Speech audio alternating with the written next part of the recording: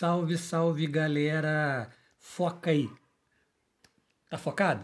Então, é o seguinte.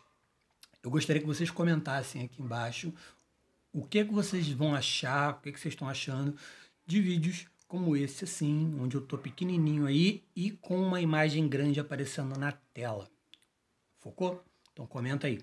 E já aproveita e dá o like.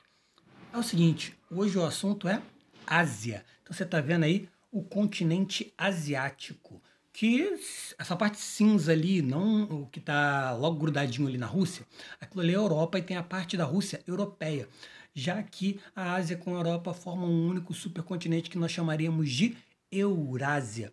Assim sendo, eles só são considerados continentes mesmo do ponto de vista cultural, tá?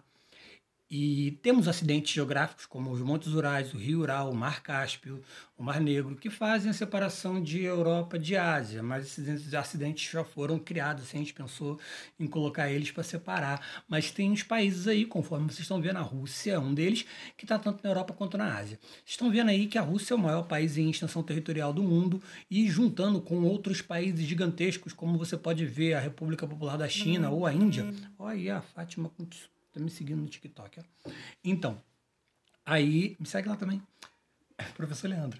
Aí é o seguinte, aqui, ó, você tem Rússia, República Popular da China, Índia, com extensões territoriais bastante abrangentes, muito grande. A Ásia, então, é o continente com a maior extensão territorial do mundo, e não só. A Ásia também tem a maior população do mundo, certo? Ah, mas aí você vai dizer, lógico que tem a maior população do mundo, tem a maior área territorial, por que não vai ter a maior população do mundo? Vocês estão vendo aí que a Rússia é o que tem a maior extensão territorial, não é?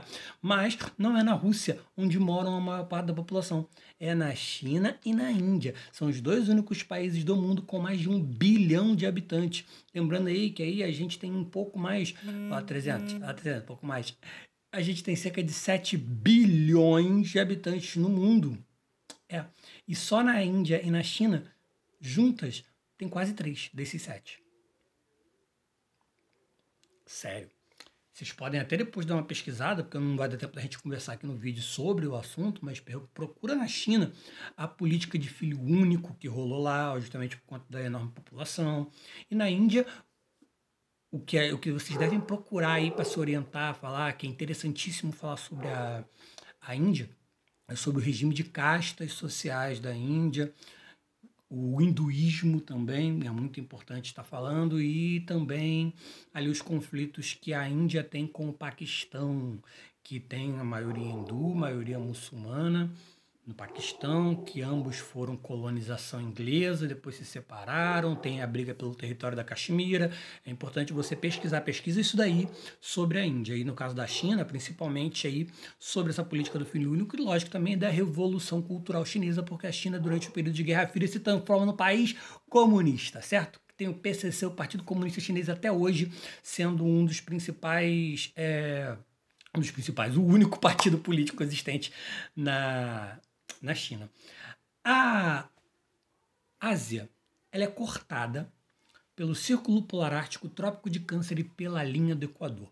Então aí a gente vai ter, devido a essas latitudes, uma enorme quantidade de climas diferentes, até porque eles vão sofrer por vários efeitos, de maritimidade, continentalidade, vai sofrer pela latitude. Então, tipo, tem a parte norte da Rússia extremamente fria. Olha aí um dos motivos pelo qual a Rússia não é tão habitada assim, certo? E é lógico, a gente vai ter os climas de monções no Sudeste Asiático, a gente vai ter vários climas, vários tipos de vegetações diferentes, graças a esses vários tipos de clima, já que são cortados por 3 paralelos ali ao norte. Vai abranger diversos climas que vão desde o frio polar ao tropical, ao clima de monções. Importante você também pesquisar aí sobre o clima de monções. Isso aqui é só um resumão sobre o continente asiático, tá? Então, eu já estou te dando o norte aí de muitas das coisas que a gente vai ter que trabalhar. Vamos falar um pouquinho de economia asiática. Não, ainda não vamos não, porque eu coloquei aqui para a gente falar um pouco do relevo asiático. E eu destaquei aqui a Cordilheira do Himalaia, que é resultado da convergência das placas eurasiana e indiana, placas tectônicas que a gente está falando, que causam aquilo que a gente chama de dobramento moderno, como é o Himalaia. Um dobramento moderno é basicamente 2 placas se chocando e fazendo com que uma se erga, e aí essa vai erguer também a crosta terrestre, formando o que a gente chama de dobramento moderno, que é uma montanha. Então, o Himalaia é aí um dobramento moderno causado pela convergência da placa indiana e eurasiana. Em contrapartida, encontram-se planaltos que entremeiam as montanhas centrais. As planícies no continente são formadas pela ação das águas, principalmente no degelo. O continente tem também como principais planícies aluviais a Indo-Gangética, dos rios Indo, Ganges e Brahmaputra. Lembrando aí, ó, Ganges é um dos principais. Quando você for falar sobre hinduísmo e ver lá o rio Ganges, você vai falar sobre a poluição do rio Ganges e o quanto ele é sagrado também para o hinduísmo. Então, e a gente também tem rios poderosos ali na Ásia que são dignos de estar sendo comentados, que é o Tigre, o Eufrates, o Yangtze na China e o Mekong no Vietnã. E aí, se você falar de Vietnã, vamos falar sobre a Guerra do Vietnã no momento de Guerra Fria, que é o calo na história dos Estados Unidos. Tem vídeo aí sobre a Guerra Fria, é outra coisa que vai te nortear o seu estudo, falar sobre o Vietnã e esse momento em específico. Economia asiática. A Ásia é basicamente formada por uma enorme quantidade de países emergentes, mas a gente tem potências econômicas na Ásia que são potências econômicas mundiais, como é o caso da China e do Japão. O Japão, principalmente, que é uma potência industrial. Ele é proibido de fazer armas desde o final da Segunda Guerra Mundial, mas desenvolveu tecnologias fascinantes e gigantescas. Eu acredito que, em termos de robótica, nanotecnologia, vai acabar perdendo apenas para os Estados Unidos. Isso quando não ganha também em outros pontos em relação à tecnologia do próprio Estados Unidos, que é a maior potência econômica e militar do mundo. A China, por sua vez, tem uma economia gigantesca que aproveita-se bastante da sua superpopulação e também das chamadas zonas econômicas especiais feitas pelo Deng Xiaoping, que sucedeu Mao Tse-tung depois que a China se tornou socialista. O Deng Xiaoping ele promoveu uma política de abertura econômica nas cidades litorâneas chinesas que permitem a entrada de empresas transnacionais vindas de outros países ali para a China, que tenta se aproveitar da mão de obra gigantesca que a China vai possuir. Essas áreas são chamadas de zonas econômicas especiais, que acabaram se tornando também grandes plataformas exportadoras de diversos produtos. Uma das coisas que a gente vai destacar em relação a plataformas exportadoras, principalmente na Ásia, são os países que a gente conhece como tigres asiáticos. Eu estou falando de economia, não passei a imagem para vocês verem aí, e eu tinha que ter falado de população. Falei de população aqui, ó. A população da China, conforme vocês estão, da Ásia, conforme vocês estão vendo aí, na Rússia não é tão grande assim, mas a maior parte da população está concentrada principalmente nos pontos vermelhos que estão aí, vermelho comunista da China. Ó. E aí esses pontos vermelhos são as áreas que mais possuem gente. Uma população gigantesca, né? Então, é só você ver aí a quantidade de habitantes aí, mais ou menos, pela população. Ah, tá falando de população rural aqui. Aqui é a China, finalmente, que eu falei, a gente comentou, esse é o mapa da China, a bandeira da China, que se tornou comunista, fala das zonas econômicas especiais, e a outra grande potência que é o Japão, tá? Que a gente citou aí. E aqui, finalmente, falando de economia, né? Daqui a pouco, deixa eu ver se tem aqui tigres asiáticos, se eu selecionei. Era para me estar passando e falando isso devagarzinho. Tigres asiáticos ainda não. Isso aí tudo do Oriente Médio aqui, ó. Tigres asiáticos. Coreia do Sul, Taiwan, Singapura, Malásia, Indonésia, Tailândia. É o que a gente estava falando aqui. Se tornaram plataformas de exportação de produtos de uma maneira agressiva dentro do mercado mundial e por isso são chamados de tigres asiáticos. Isso aqui que eu coloquei do Oriente Médio é para a gente estar falando ainda de economia, porque uma das outros destaques dentro da economia dentro da Ásia é o Oriente Médio. Oriente Médio esse que vai possuir as maiores reservas de petróleo do mundo e formam eles para que eles não tenham aí o contato com os Estados Unidos e... Contato não, né? Que os Estados Unidos e outros países não manipulem o preço do petróleo, eles formaram um agrupamento de países, que é a OPEP, a Organização de Países Exportadores de Petróleo, para poderem deliberar os preços do barril de petróleo, para que isso não seja feito pelas maiores indústrias de petróleo, pelo menos de refinaria de petróleo do mundo. Então, 60% do petróleo do mundo encontram-se nos países do Oriente Médio. E o líder da OPEP é a Arábia Saudita. E a maior parte da população não é beneficiada pela extração do petróleo. Aí eu coloquei o Oriente Médio, meio do mundo. Vocês veem aí que pega um pedacinho da África, tá ali dentro da Ásia, a maior parte dele, pega um pedacinho da África, mas está entre a Ásia, a Europa e a África. E aí para mostrar o Oriente Médio, petróleo lá atrás, os camelinhos lá na frente aí.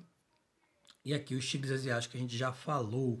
E aí a gente fala de algumas tensões existentes dentro do Oriente Médio. Eu citei lá atrás uma delas que você fazer uma pesquisazinha rápida, que é a Índia com o Paquistão, que também tem intervenção da China pelo território da Caxemira e tal. Aí uma das maiores tensões é a Palestina e Israel, no caso, pela criação de Israel. Conforme vocês estão vendo aí, o território da Palestina, em 1946, esse aí é o antigo território da Palestina.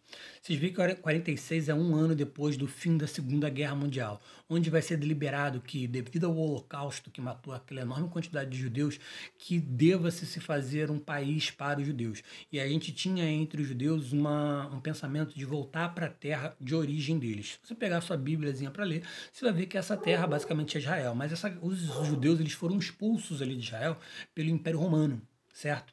E aí eles se espalharam por diversas partes do mundo, como por exemplo a Alemanha, e acabou acontecendo a tragédia que aconteceu na Segunda Guerra Mundial, que é o Holocausto, com os nazistas matando os judeus que viviam na Alemanha. Então, durante esse momento em que os judeus se espalharam pelo mundo, o lugar foi todo ocupado por muçulmanos. O Oriente Médio, a maior parte da população, ela é muçulmana. Inclusive, tem um conflito entre os muçulmanos, que é xiitas e sunitas, que é um conflito pelas ideias religiosas. Um acredita que o líder religioso tem que ser basicamente um descendente de Maomé, que basicamente é o criador da religião, e outros falam que não é necessidade, que são mais brandos em relação a essa sucessão do poder. Então, os mais brandos são os sunitas e os mais radicais são os xiitas. Então, é criado Israel, os países muçulmanos ao redor não vão com a cara disso, de criação de um Estado judaico no meio ali, esse corte da Palestina, e a gente vê que Israel vai crescendo conforme vai tendo conflitos entre Israel e os países muçulmanos, e Israel sendo apoiado pela ONU, basicamente pelos Estados Unidos, e vencendo a maior parte das guerras e tornando o seu território cada vez maior. Você vê aí a comparação de que era a Palestina e o que é a Palestina hoje. Hoje não, né? O mapa aí vai até 2011, mas é algo semelhante. Então é um conflito bastante pesado que, se você fizer uma pesquisa rápida, principalmente sobre a faixa de Gaza, por exemplo, que, meu irmão, é conflito, tiro, bomba, para tudo quanto é lado. É uma tensão gigantesca ali. Deixa eu ver se eu separei mais alguma coisinha pra gente falar. Não, isso aqui foi a última parte pra gente não estender tanto o vídeo. Você pode procurar aqui no canal que tem outros vídeos sobre a Ásia para você ter uma noção maior e a gente falando vídeos separadinhos do que é a economia asiática, até a economia de alguns países asiáticos em específico, sobre o que são os tigres asiáticos. Dá uma procurada aqui no canal. Aqui foi um resumão e uma apresentação do continente asiático em relação a ele ser o maior continente em extensão territorial, quais são as principais formas de relevo existentes, os rios, a economia, conflitos. Então, aqui foi um norte para que você averigue quais são os principais pontos que devem ser estudados em relação à Ásia. Certo? Então a gente fica aí. Até o próximo vídeo. Não esquece de dizer o que você achou desse formato de vídeo, tá? Beijão.